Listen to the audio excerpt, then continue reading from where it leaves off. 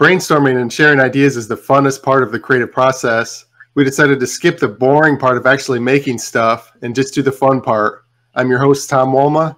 I'm Michael Cesaro. Jason Fallon-Myers. Hello, gentlemen. My name's Jaden. This is Creativity Wasted.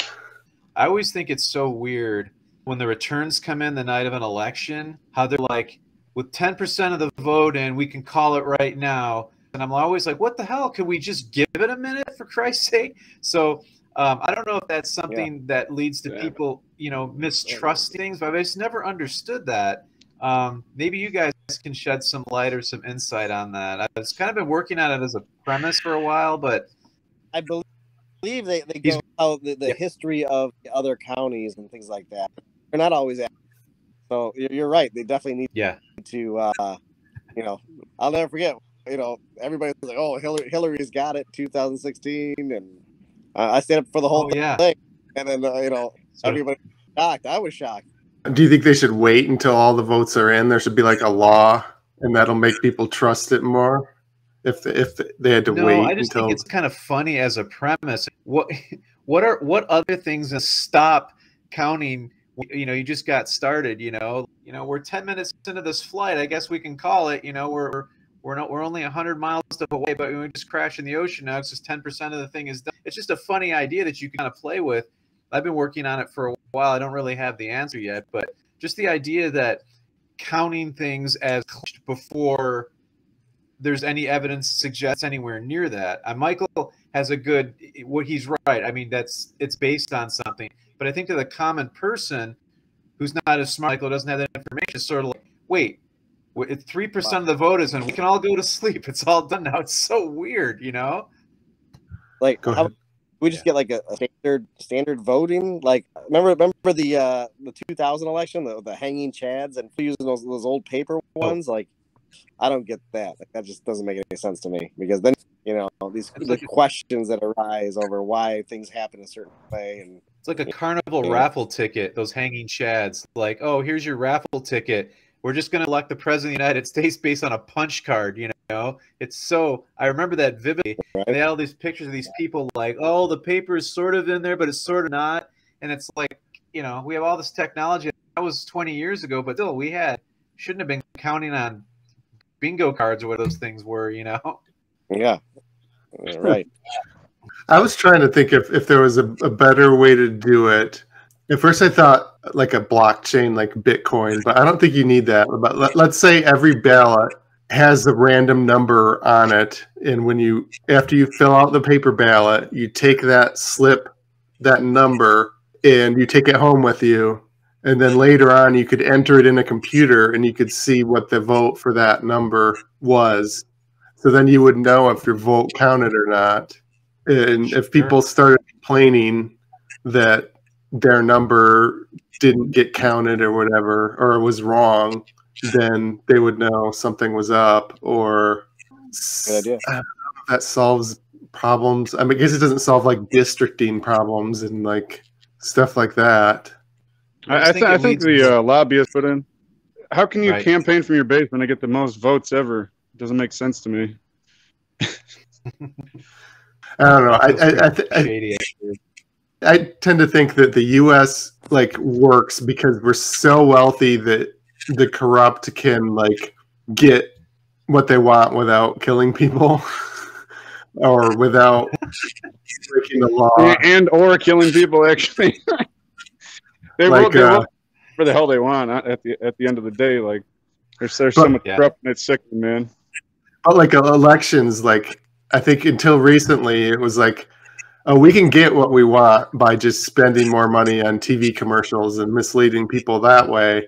But then it like got so entrenched, like 50-50, this person always votes Republican, this person always votes Democrat, where the commercials weren't working anymore. So now they're trying to mess with like the hanging chads and the gerrymandering and like there's like levels of corruption and like they won't resort to the most evil stuff until the less evil stuff doesn't work, Right. Well, you know what's weird, really weird, in like in the campaigns, like you never hear anything like you know, this person has done this their whole life and they're such a good person. No, it's just the politicians talking shit about each other back and forth. Like, no, this guy did this. He got arrested for fucking a kid or something. And then like, no, this person fucking embezzled millions of dollars. And they just go back and forth smearing each other rather than actually promoting themselves and be like, no, I'm actually a good person. You can check my record, my lifelong record. And I'm a good fucking person. I did this. I passed this bill that helped these poor people. I did all this good stuff. You never hear anything like that because they're all pieces of shit. No matter which side you pick. Yeah, agreed. Maybe it's like arrogance is a good thing. Like if you're arrogant, you think, oh, I can make a commercial and I can persuade people to vote for me. But once you get to like corrupt things like gerrymandering, that's sort of a not a direct, but it's sort of an indirect admitting to yourself that you can't. Like if you were really arrogant that you could win, you wouldn't need to do all this risky pseudo legal shit. So maybe we need like more arrogant politicians who think they can win like legitimately without risking pseudo illegal shit. I don't know, just a dumb thought that's sort of related to what we're talking about.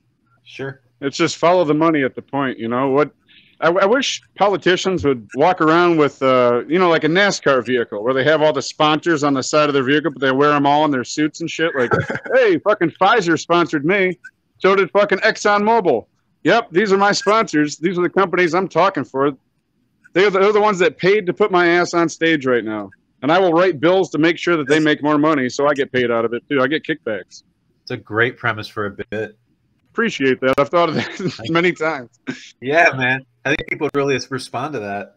But yeah, voting is sort of a fucked up thing. I saw a thing on YouTube about like people trying to get like radical people into like the voting certification positions since Trump lost. So they think that a lot of people are going to like cause chaos and refuse, like on the local levels, like refuse to let this person vote because they say, oh, he looks suspicious. He might have voted in another county. And it's just going to be like stonewalling the voting line with just crazy shit. I think go back to a time in which we trusted the vote. You know, and I think in 2016, Democrats had all these questions, Russia, right, and then they cheated, and from the Republicans, it's like we're done with common sense. My thought about all the voting shenanigans is that I hope it's really bad this November for the midterms, because people aren't going to go to civil war over the midterms. They might go to civil war over the presidential election, but they won't go to civil war over the midterms. So let the chaos happen now. We'll have 2 years to try to solve some problems. I mean, I think there's a civil war coming. Bill Gates agrees with me. What form? Because I know what you're saying, and I've thought about that. But like, what form would that war take? You know, like, are we all gonna hunker down with muskets, or you know what I mean? Like, are we the ones fighting it, or who's fighting? Do you think?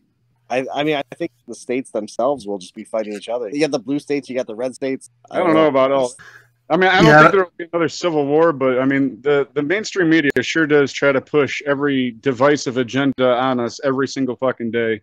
Either you're Republican or Democrat, either you're gay or straight, or fucking whatever your religious views are, and so on and so forth. Like, so many fucking ways to attack us, to try to divide us and make us disassociate with each other and not actually get down and talk. Like, if you get down and talk to somebody, typically they're a cool fucking person. I mean, there's always assholes for sure, but most of the time, like, you can talk about shit with most people. Some people get too emotional about certain topics and certain things for sure, but most people are down to earth and willing to talk about things. I mean, I hate how it's like constantly pushed in the mainstream media to divide us, because it's divide and conquer. You know what I mean? They don't want us united. They don't want us talking to each other. Be like, you know, they're the fucking problem. We're not the fucking problem. These fucking politicians and big corporations are the fucking problem. Absolutely.